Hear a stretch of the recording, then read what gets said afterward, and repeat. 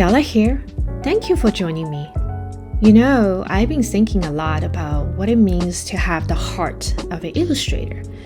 And honestly, it's not something that gets talked about enough. To me, having that heart means having this kind of openness, like this desire to experiment, to play, and to constantly push beyond what's considered the right way of painting. It's about going beyond traditional techniques, like perspective or composition, and really letting yourself try things.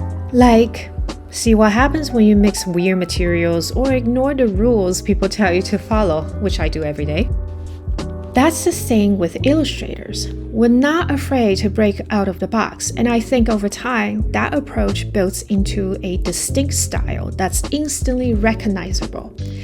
It's not just about the medium you use, it's about the attitude, at least according to me. I mean, think about some of the great illustrators who changed the game. People like Toulouse-Lautrec, Alphonse Mucha, or Norman Rockwell, just to name a very, very few. Their work was totally genre creating, right? But here's a kicker. They were insanely successful while they were alive compared to their contemporaries. They weren't just making art for galleries. Their stuff was everywhere. Oops, I think I made a boo-boo. The alcohol ink totally exploded on my fingers. Oh my gosh, but that's the fun of it, isn't it? Okay, now coming back to this, we were talking about Lautrec, Mucha, and Rockwell. So their stuff was everywhere. Posters for the Moulin Rouge people, magazine covers, ads, mass-produced. And now those images are still very much a big part of our culture, even in the 21st century. But when I started exhibiting at galleries, I was really surprised to learn that a lot of people don't consider them real artists at all. Like, that's a whole thing in the art world, this idea that illustrators aren't fine artists. ¿Por qué? Je ne sais. I mean, I asked around, trying to understand why, and the answers I got, honestly, less than satisfactory. Some people told me it's because illustrators didn't use oil paints or didn't paint the way traditional painters are supposed to. I mean, eye roll, come on. Others said it's because they became too commercial. But that never really made sense to me because, I mean, selling art is a commercial act. If you're selling your paintings, you're part of a transaction, so how does that make you different from them? Even the masters like Michelangelo took commissions and orders and sold their work during their lifetime, right? So why are they labeled as painters but someone like Rockwell isn't? I guess what I'm getting at is that this whole argument can go in circles. Some people will always think one way, others another. But for me, what really stands out about illustrators is how open they are to approaching a subject from different angles. There's this curiosity in the way they mix media, how they're willing to work with all kinds of materials. Like, I mean, take my work, for example.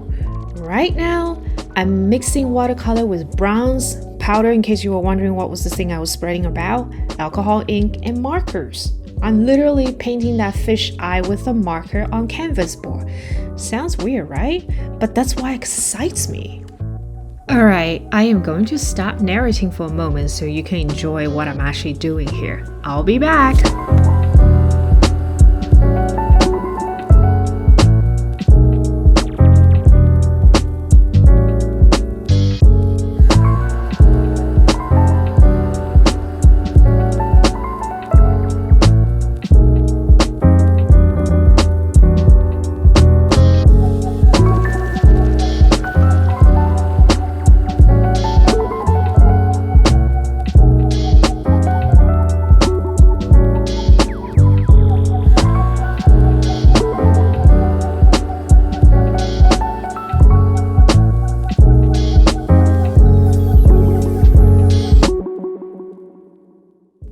Alrighty, I am back. So as you can see, I'm also incorporating things that some traditional galleries would probably turn their noses up at, like anime style proportions or goldfish swimming around a figure's head and flattening out the entire background with this very, I think is very interesting beigey type of solid color with, that's it, like just flattening it out completely.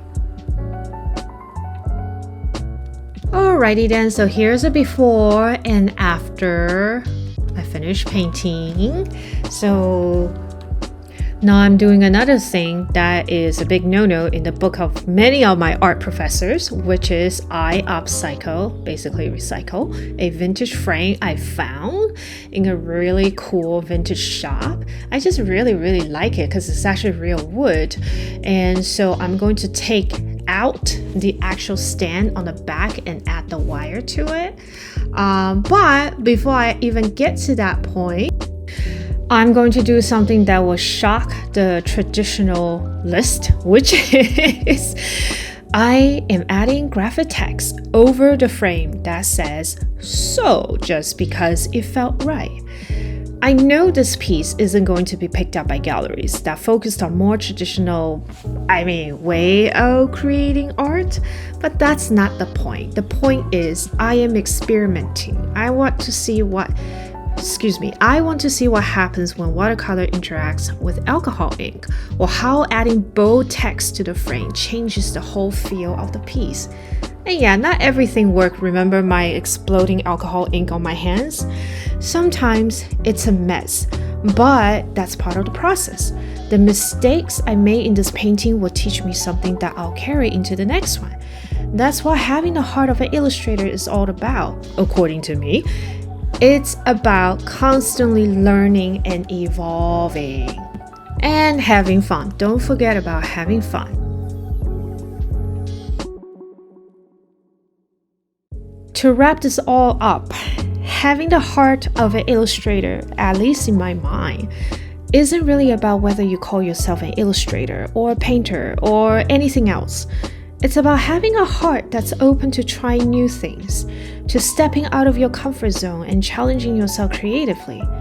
It's having the courage to not settle into one way of working and just doing the same thing over and over.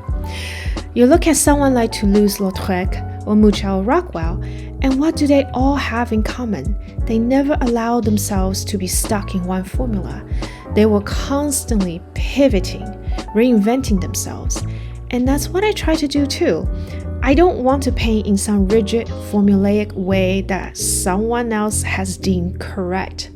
I want to keep experimenting, keep pushing, keep growing.